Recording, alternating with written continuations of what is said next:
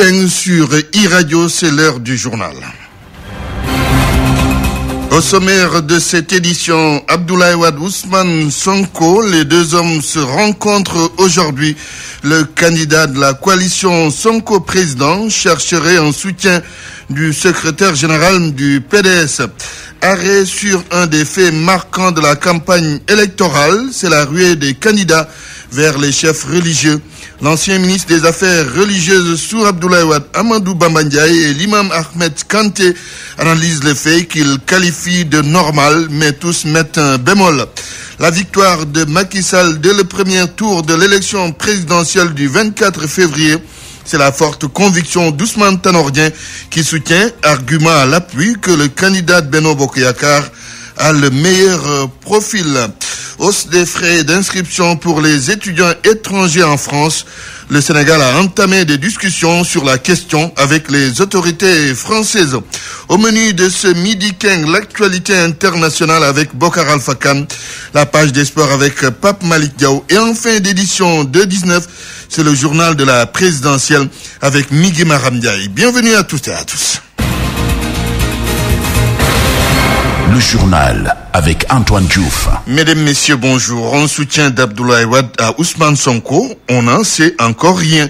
Par contre, l'on sait que les deux hommes se rencontrent aujourd'hui et le candidat Sonko président a même suspendu sa campagne électorale pour discuter avec le secrétaire général du Parti démocratique sénégalais.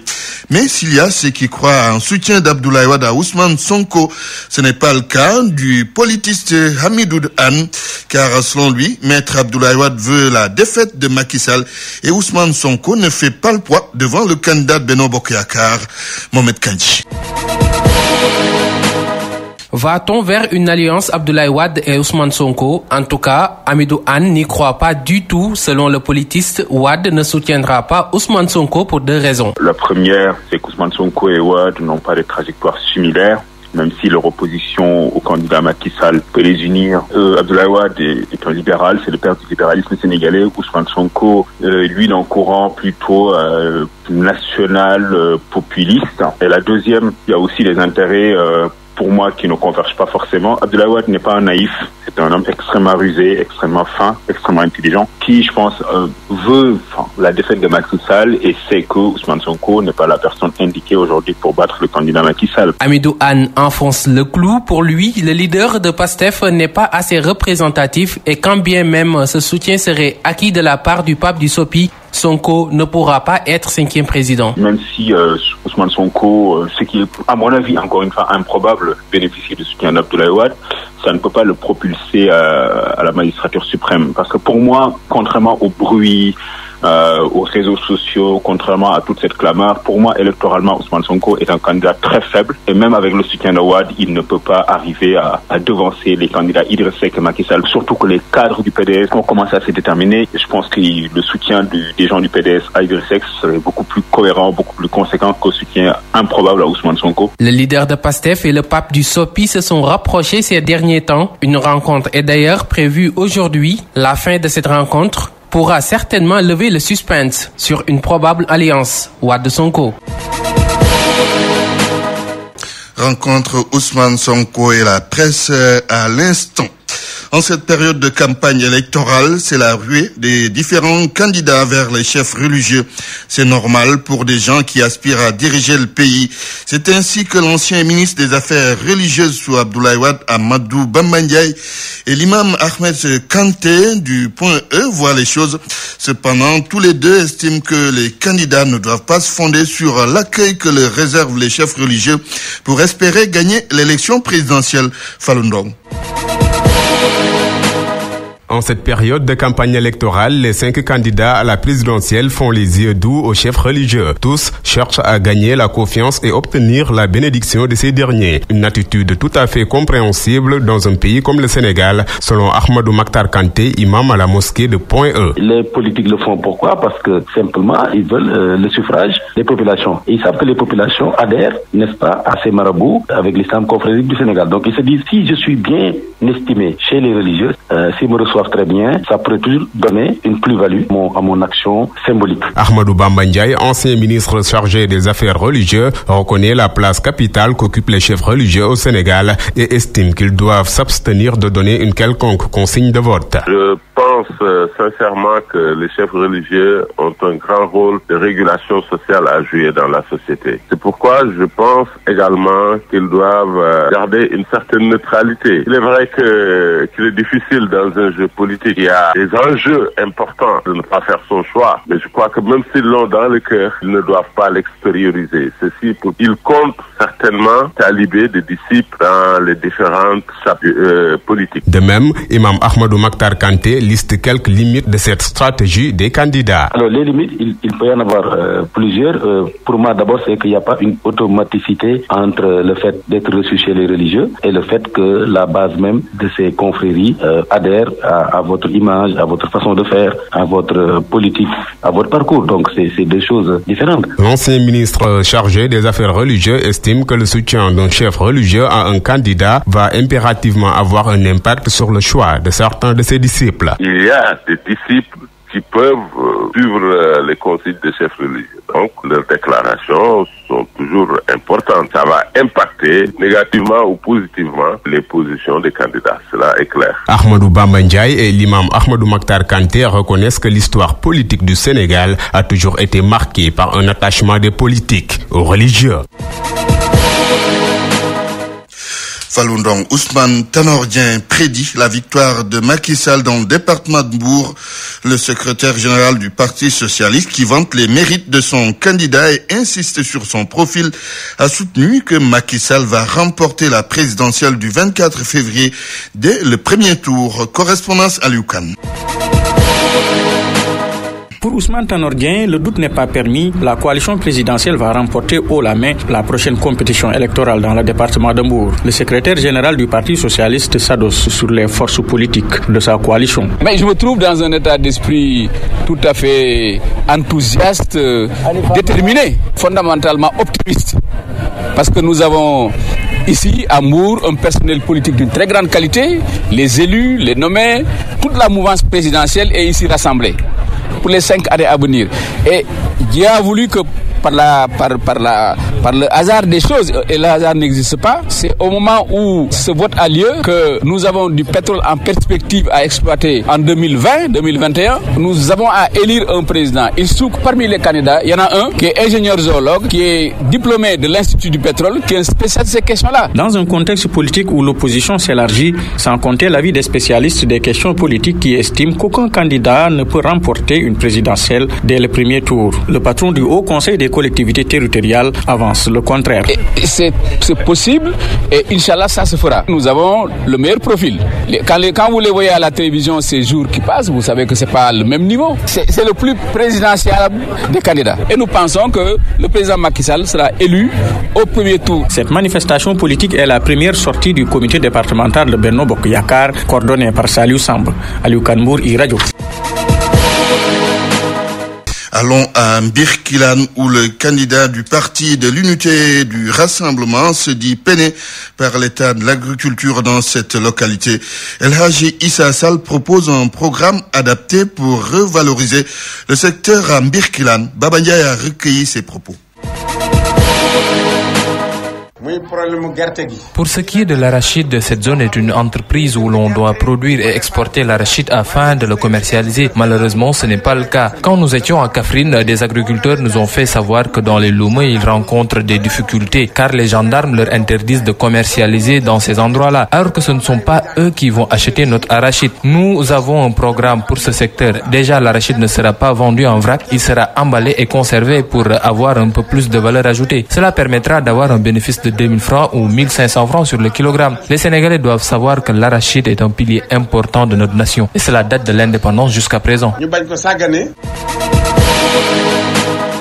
Quelle préoccupation des acteurs de l'économie numérique en cette période de campagne électorale. Le PDG de la société InTouch, spécialisée dans les paiements mobiles, dit attendre du prochain président de la République un renforcement de l'écosystème et de l'environnement des affaires. En clair, Omar Cissé veut que l'État participe à la fabrication de champions nationaux. Il est interrogé par Ousmane Gueye. Je pense que le développement de champions au niveau de pays comme les nôtres passe par le développement d'un écosystème. Nous ne nous développerons, en tout cas nous aurons assez de champions que si un ensemble de facteurs existent. Comme quoi? Je pense qu'un des premiers facteurs, c'est la volonté politique. Pour créer des champions, il faut d'abord le vouloir. Elle est là, la volonté politique? Nous pensons qu'elle est exprimée. Nous voyons un début de mise en œuvre à travers différentes autorités politiques qui se sont succédées. Malheureusement, en mon sens, la vision de l'écosystème est encore sous-estimée, de l'écosystème des technologies. Très souvent, pour beaucoup, quand on parle de technologie, on pense juste à l'ordinateur, on pense au téléphone et on pense à informatiser des structures de l'État et autres. Le numérique n'est pas compris en fait. Le numérique n'est pas assez compris et le potentiel du Sénégal n'est pas assez perçu. Mais ça ne suffit pas. Ça ne suffit pas. Je pense que nous devrons être plus ambitieux que ça parce que nous avons le potentiel. Et être plus ambitieux que ça suggère quoi? Faire confiance à nos acteurs locaux sur des projets d'envergure majeure. Je pense que pour beaucoup d'entreprises qui sont au Sénégal, qui sont dans l'économie numérique, on leur aurait confié des projets clés. Ça ne leur permettrait pas de s'enrichir forcément, mais ça leur permet de développer des références solides.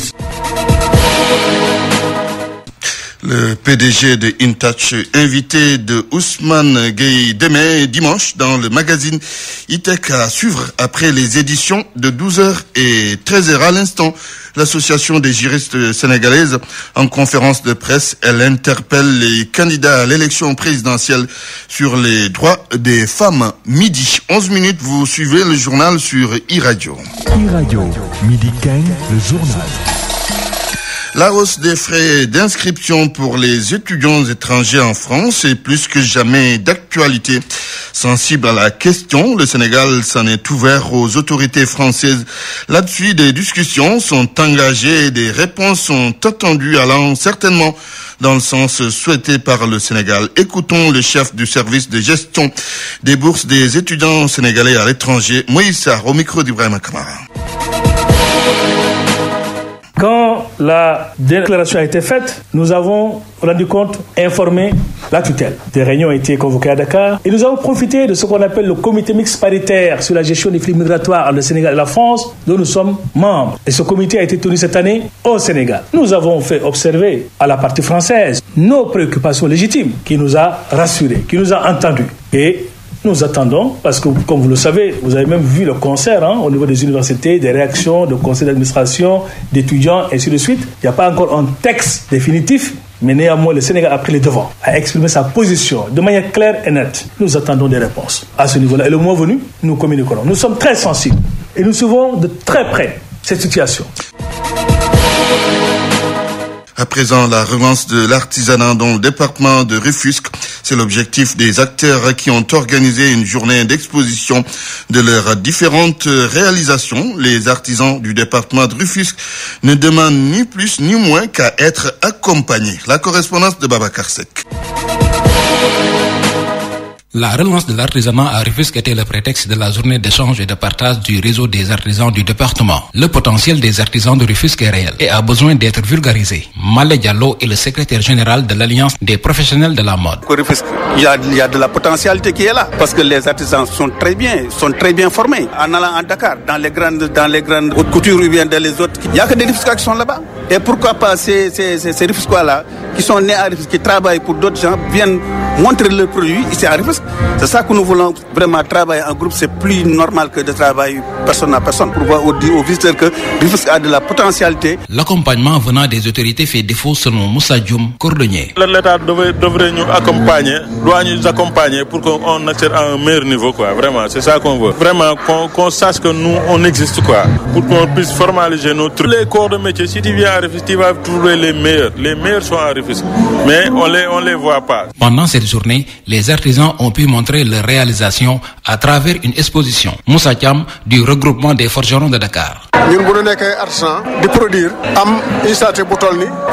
Si nous avons pris l'initiative d'organiser cette exposition, c'est parce que tout simplement nous voulons montrer notre travail et notre savoir-faire et pousser en même temps les Sénégalais à venir s'approvisionner au niveau local. Tout ce qu'ils achètent ailleurs existe sur place. C'est important pour le pays. L'exposition des artisans du département de Rufisque est allée au-delà de leur espérance. Les organisateurs ont promis de perpétuer cette première. Babacar Seck, Rufisque, iRadio.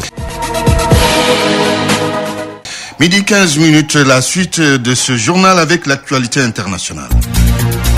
L'actualité internationale sur iRadio. Bokar Alfakan, bonjour. Bonjour Antoine Diouf. Guinée-Bissau, une manifestation d'élèves tourne au pillage. Oui, les élèves voulaient protester hier contre la reprise de la grève des enseignants.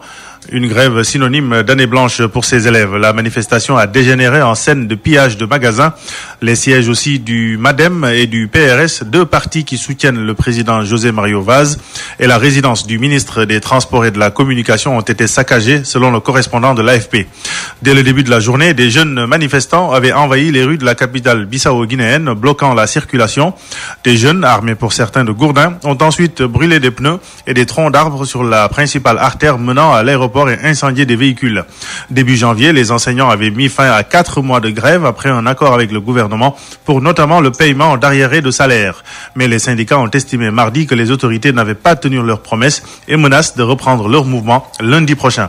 Vendredi après-midi donc, le gouvernement a annoncé que les fonds nécessaires au paiement des salaires de décembre et de janvier étaient disponibles. Kofi Olomide, jugé lundi en France pour agression sexuelle. En voilà un qui va moins danser. Le roi de la rumba congolaise est attendu lundi devant la justice française. Visé par un mandat d'arrêt, il doit répondre d'agressions sexuelles qui auraient été commises en région parisienne entre 2002 et 2006 sur 4 de ses danseuses. On ignore encore si le chanteur reviendra au tribunal. Mis en examen en février 2012 pour viol aggravé, le chanteur congolais a vu les chefs de poursuite retenus contre lui allégés. L'enquête n'ayant notamment pas pu prouver que l'une des plaignantes était mineure au moment des faits. Kofi Olomide est donc renvoyé pour atteinte sexuelle avec violence, contrainte, menace ou surprise par personne ayant autorité et pour séquestration avec libération volontaire avant le 7e jour. Il doit également comparaître pour avoir facilité l'entrée et le séjour irrégulier en France des plaignantes et pour les avoir fait travailler illégalement en les sous-payant, voire en les privant de rémunération. En France, Bokar, le retour des djihadistes dans le pays fait débat. Oui, le retour de 150 djihadistes français qui combattaient aux côtés de Daesh en Syrie alimente les débats en France. Des mineurs, des femmes, des adultes sous mandat d'arrêt international devront bientôt faire face à la justice française. L'État français organise activement ce retour avec une grande prudence. Ibrahim Kamara, notre correspondant à Paris.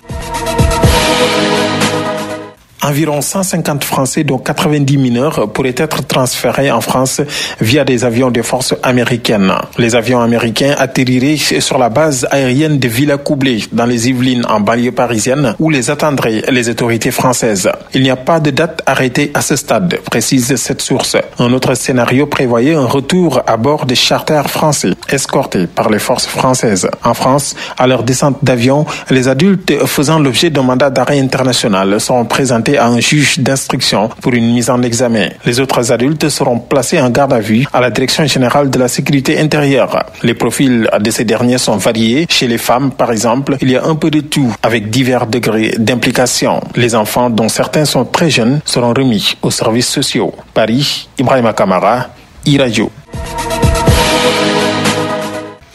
Oui, Bokar. Oui, voilà ce qu'on pouvait dire sur l'actualité internationale aujourd'hui. Et je vous remercie. Merci. Le journal des sports de iRadio.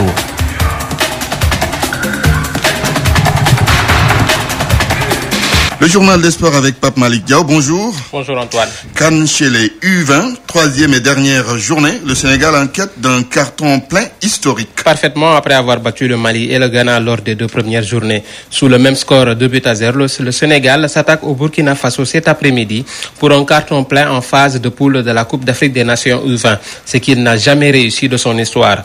Une rencontre donc qui compte pour du beurre pour certains face à la jeune sélection du Burkina Faso, déjà éliminé, mais qui servira de préparation aux Lionceaux qui affronteront l'Afrique du Sud en demi-finale. Un match au goût de retrouvailles après leur duel épique en 2017, un match de poule 2-0. Au programme donc cet après-midi au stade régional de Maradi 15h30, Sénégal-Burkina Faso. À la même heure au stade Seyni Kounché, Mali-Ghana. À noter que le vainqueur de ce choc retrouvera le Nigeria pour l'autre affiche des demi-finales.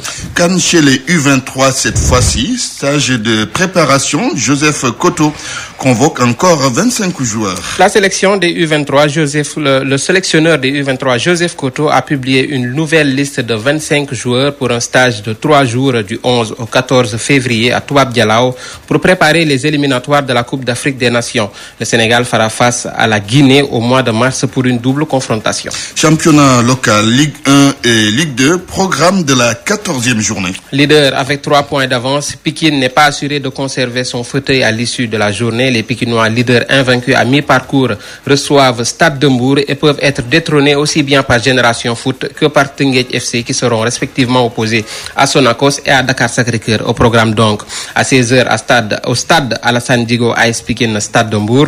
À la même heure au stade Léopold Sédar Senghor, Niary Tally reçoit Linguère. Toujours à 16h au stade Djibril Diagne, Génération Foot accueille Sonacos. À 17h au stade Albouri Ndiaye, Niambour Douane. 17h toujours au stade Caroline Faye, Mbour Petite Côte Jaraaf. Toujours à 17h au stade Aline Sitoé Diatta, Casa Sport, US Gorée. Et enfin à 18h au stade Léopold Sédar Senghor, Dakar Sacré-Cœur, Teungueth en Ligue 2. Une seule rencontre au programme cet après-midi à 16h30 au stade Massène Sène, EG Fatick Duc. La suite c'est demain avec au stade Amadou Barry 16h30 Guédiawaye FC Africa Promo Foot. À 16h30 au stade Fodé Wade, Jambar reçoit Yogo. La fin de cette 14e journée, c'est lundi à 15h30 au stade Alassane Djigo, US Ouakam reçoit Diamono Fatick. À 15h30 toujours au stade Caroline Faye, Amitié FC Port. À 17h30 au stade Caroline Faye, Seneps Excellence reçoit Etix. Et enfin à 17h45 au stade Alassane Djigo, Renaissance de Dakar reçoit Keur Madior. Oui, parlons du Jaraaf de la Médina qui renforce son staff. Lamine Dieng revient et Malick Daf prolongé. Champion du Sénégal en titre et récemment éliminé des compétitions africaines, Jaraaf vient de prolonger le contrat de son entraîneur Malick Daf pour 2 saisons supplémentaires. Le club de la Médina a aussi fait appel à Lamine Dieng, ancien de la maison. En effet, 8 ans après son dernier passage sur le banc, celui qui aura offert au Jaraaf son tout premier titre de champion en Ligue 1 professionnelle a été nommé directeur technique. Affaire Star Time Extra en soutien à la Ligue professionnelle. L'AMAF, c'est l'association des managers et administratifs de football, interpelle l'État. En effet, Antoine, l'association des managers et administratifs du football, la AMAF, a tenu hier un point de presse dans le but de sauver le partenariat entre Star Times et la Ligue 1. Djibril Wade, premier vice-président de la Ligue sénégalaise de football, et Amsata Fall, le directeur exécutif de la Ligue sénégalaise de football, expliquent les difficultés des clubs, l'importance de ce partenariat et interpellent l'État. Nous avons fait 10 ans. Malick a dit 14 milliards dépensés depuis 10 ans. Je pense qu'il a été très, très en deçà de ça. Rien que Jambar, le complexe de Jambar, ce que Jambar a dépensé depuis 10 ans à maintenant. Je ne parle pas de Génération Foot. Je dis Jambar simplement, c'est plus de 14 milliards. Génération Foot, plus de 14 milliards. Dakar Sacré-Cœur, plus de 14 milliards. Plus les autres. Un seul club qui n'est pas Jambar, qui n'est pas Génération Foot, qui n'est pas Dakar Sacré-Cœur, un club Niary Tally, Jaraaf extra, ont dépensé l'équivalent de ce que Sidi Diagne a dépensé. Aujourd'hui, l'État doit arbitrer. Je pense que Excaf ne vaut pas plus que Niary Tally. L'Excaf ne vaut pas plus que Jambar. Excaf ne vaut pas plus que Génération Foot. Et ça aussi, il faut que le président de la République arbitre ces différends que nous avons, que Star Times avec Excaf. Les entreprises sénégalaises ont le devoir disons, d'aider le sport et le football en particulier. Aujourd'hui, Excaf est une entreprise. Si Excaf ne peut pas, je dis bien, si Excaf ne peut pas intervenir comme investisseur dans le football, Excaf n'a pas le droit de bloquer la marche du football. Le président Serre, avec, disons, son expertise, avec tous ses collaborateurs qui l'entourent, essaie de décrocher et décroche une télévision de la dimension de Star Times, qui est le partenaire exclusif du championnat ghanéen, le sponsor et partenaire exclusif du championnat ougandais, l'un des partenaires importants du championnat de la Bundesliga, qui est également un des partenaires du championnat de la Ligue française de football, qui a été également le partenaire téléviseur de la Coupe du monde de basket. Nous interpellons son Excellence, Monsieur le Président de la République, pour qu'il se saisisse du dossier. Ajoutons, Antoine, que l'AMAF prépare une journée noire sans football prévue le samedi 16 février au stade Alassane Djigo. Les Nawetan avec leur cave de Dakar, finale des phases régionales, report d'un bolo éco, faute de service d'ordre. Initialement prévue aujourd'hui au stade municipal de Mbao, la finale des phases régionales de l'ORCAV de Dakar, devant opposer Eco et Mbolo de Guédiawaye, est reportée à samedi prochain et délocalisée au stade Alassane Djigo. Ce report est dû à l'indisponibilité du service d'ordre mobilisé pour la campagne électorale. Affaire Gris-Bordeaux, pas de sanction contre le Tigre de Fass qui regrette cette convocation du CNG. En effet, c'est un Gris-Bordeaux relax et zen qui est venu répondre à la convocation du CNG, accompagné de toute son écurie et le collectif des lutteurs. Le 3e Tigre de Fass confie avoir juste été entendu par les dirigeants de lutte. Voilà qui met fin, Antoine, à cette page sportive. Pape la Malick suite des Diaw. informations, oui. C'est avec vous. Merci Pape Malick Diaw pour cette page des sports. E-Radio, c'est partout au Sénégal. L'autre info à Karang, c'est à la frontière entre le Sénégal et la Gambie. Les cambriolages et les cas de vol de bétail sont fréquents dans cette localité. Les malfrats dictent leurs lois dans cette zone donc frontalière. En cette période de campagne électorale, les populations exposent leurs difficultés aux différents candidats. Reportage de notre envoyé spécial Amagor Robernion.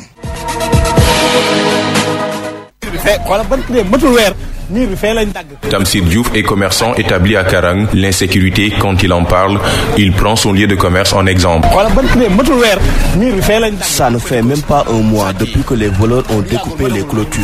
Regardez, si on peut vraiment nous aider sur le plan de la sécurité, ce serait vraiment bien. Au cas de cambriolage, s'y ajoute le vol de bétail. Fallou Cissé. Ici, il y a toutes sortes de banditisme. Le vol du bétail y est beaucoup plus fréquent. L'insécurité est galopante ici. Si quelqu'un perd son bétail, ça ne vaut même pas la peine qu'il se fatigue à le chercher. La sécurité est une demande sociale.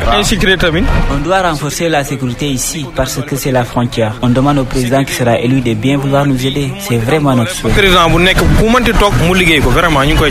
Les cas d'agression et de vol sont fréquents dans la localité, un état de fait qui installe un sentiment d'insécurité chez les populations.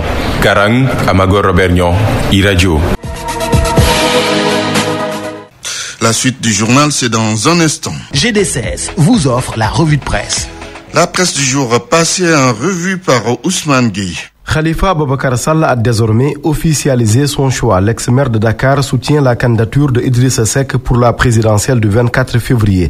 Khalifa préfère l'orange, titre le quotidien en une ce matin. Dans Enquête, le candidat recalé de la coalition Tahaou Sénégal détaille ses raisons. Le socialiste, convaincu que le Sénégal vaut tous les sacrifices, décrit comme un homme trempé dans les valeurs et qui ne renoncerait jamais à son engagement pour son pays.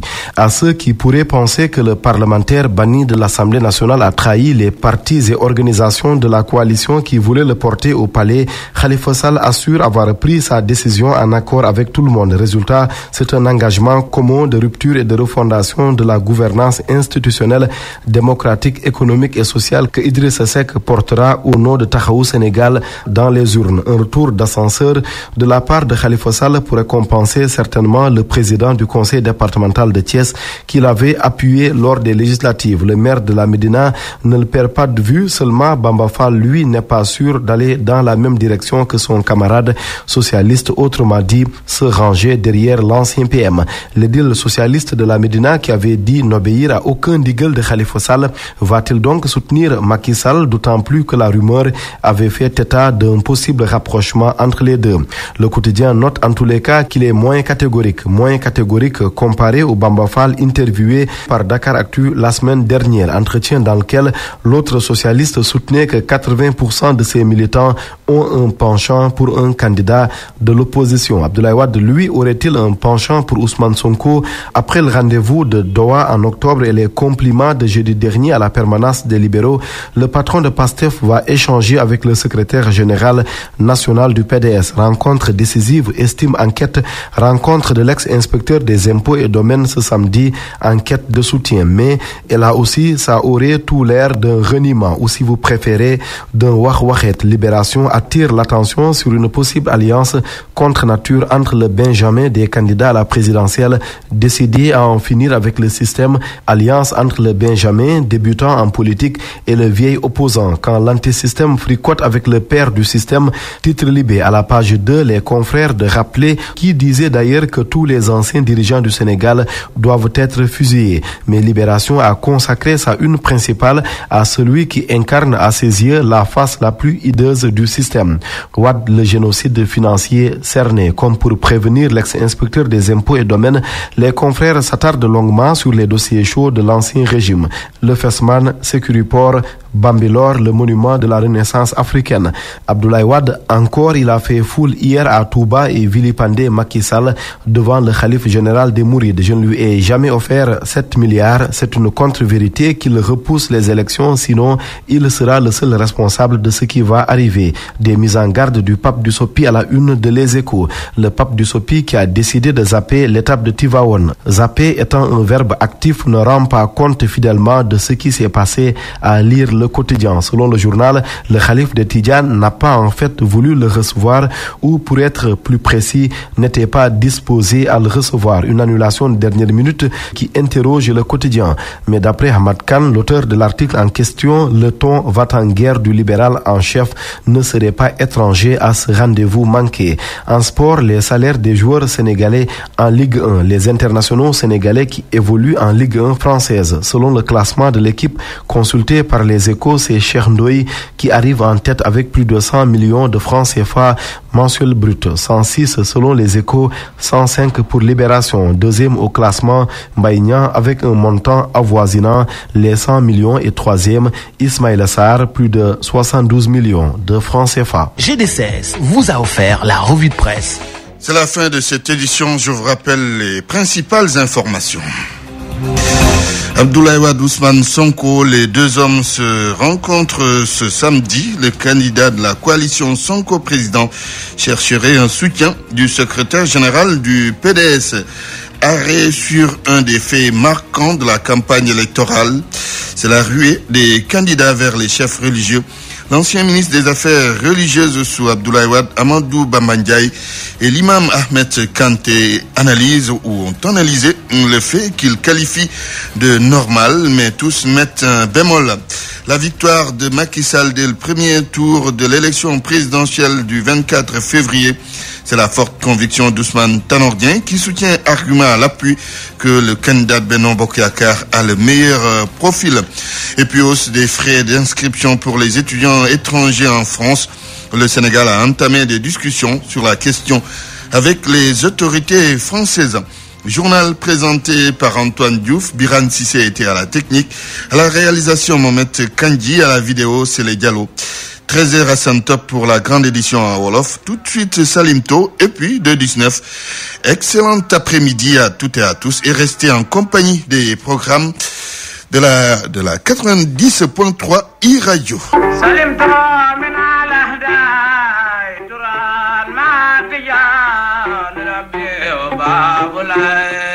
lam yakum wartaya